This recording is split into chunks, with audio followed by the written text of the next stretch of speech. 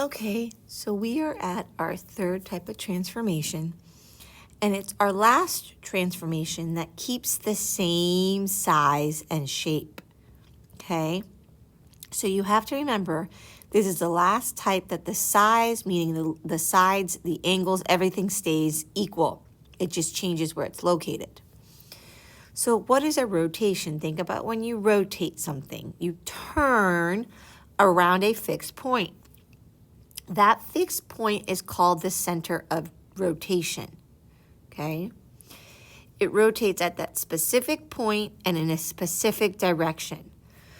For the most part, what we're going to be concerned with is rotating around the origin. Remember where our two axes meet.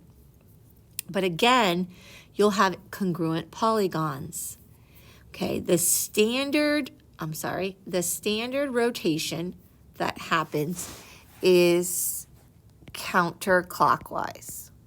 Okay, that is your typical, and so that we remember what a clock looks like. If I have a circle, typically we have our hands, our clock hands, right?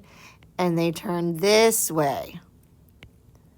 It goes around this way. Well, we have to remember that we are doing counterclockwise, so we are really talking about going around a shape this way, the opposite. So there's set rules that we can remember, and it'll help us. So when we're going clockwise, I take my X and my Y, right? Whatever the point is, I flip them, flip their order, and make the Y negative. When I'm going 180, so if it's starting here in quadrant one, it ends in quadrant 3. That's just switching your positive and negative. Your X and Y kind of stay, you just make one positive, one negative. Then when I go 270, I still switch the order of my Y and X, but this time my X gets a negative. Okay, so let's go see what that looks like. So let's first plot this. It's really great to plot your pre-image. So I'm going to go over 3, 1, 2, 3, up 7. 1, 2, 3, 4, 5, 6, 7. So here is point P. Okay. Q would go over 8, up 1. I'm going to label it. And then R goes over 1, up 2. So now that I have this, okay, here is my shape. I'm rotating it 90 degrees counterclockwise. What that means, what I'm going to do, guys, is I'm going to take this shape and I'm going to go this way. This is counterclockwise, okay?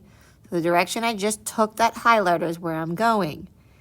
But I'm going 90 degrees, meaning I should end up, I'm only doing one turn. That's within this quadrant. So I'm going 90 degrees. So my triangle should end up somewhere in here, okay? So I'm going to show you the easy way to do this. So let's erase all this, okay? All right, so I'm going to take each point. That is your best way of doing this right now, guys. If you took each point, right? So P right now is 3, 7. If you remember my rule, my P prime is I'm going to switch X and Y and make this a negative. Could you get confused? Yes. As long as you know where it's supposed to go, you can have an idea. Because I know it has to end up here, somewhere in this box, right here, in between these. So if I switch it or change the wrong sign and I'm not in the right quadrant, I'll know. Because I'm supposed to go left 7, up 3, meaning I'm right here. This is my P prime. If I did Q, so my Q started with 8, 1, right? All you're going to do, your Q prime, is you switch the order and make your X negative. So go over 1, to the left 1, I should say, not over 1, left 1, up 8. And here's my Q prime. Okay, so you're really already doing this part, guys. This part's already done for you. And then R was 1, 2. So my R prime's going to switch them and make X negative. So I'm going to go left 2, up 1. There's my R prime. When I connect, it looks like I actually took my shape and I turned it. Okay? Don't worry, we are going to practice this. So let's go do my next one. 180. So 180 tells us, guys, that if I'm starting, wherever I'm starting, it's going to end up in the opposite side. So I need to first determine where am I starting. So W is 2, 3, right? So here's my W. X is 5, 1, 2, 3, 4, 5. There's 8 here, so I know that this is X. Then I have 7, 6. This is Y. And then 8, 2. This is Z. So W, X, Y, Z, there. Okay? So when I do this, oops, let's fix this because I did not go high enough on my Y. So let's move him up a bit. So I need to go up to 6 and then I can fix it. There we go. And I know it's not a perfectly straight line, but I want to show you that that's okay when you're sketching it. If you were on a computer, it would be more direct. So don't stress over that when you're drawing it. If you want a ruler, you can use a ruler. But now I know, so let's take a look. I know, since I'm starting in this quadrant, okay, 180 will always be a diagonal shift. So that means my shape should end here, meaning I'm going to turn it and then turn it again. So the math aspect was if I took a point and all I do is write the opposite of each point.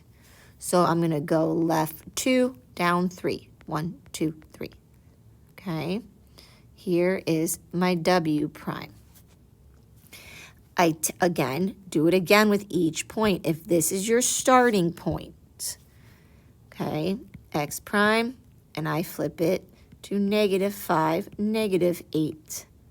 So I go over 1, 2, 3, 4, 5, down 8.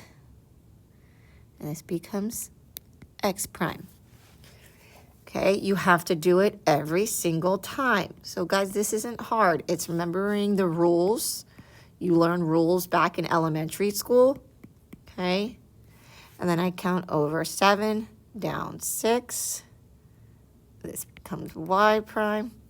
And I do my last ordered pair. And I do -8, -2. So -8, -2. Okay, and then you connect them. Same thing. There you go. So you would fill in, and you can do this as you go through, as you plot each point, but it's going to help keep you organized. I like doing it this way, where I stack one on top of the other so I can see my change. That's my rule that you had. Remember your rule from here. When I do 180, all I do is I take whatever X is and write its opposite. So let's go try one more. This time I'm going 270. So we need to first plot my points. So I'm going to start with my pre-image. M is 2, 4. Meaning go right 2, up 4. Then I go right 5 and up 6. Then I go right 8, up 4.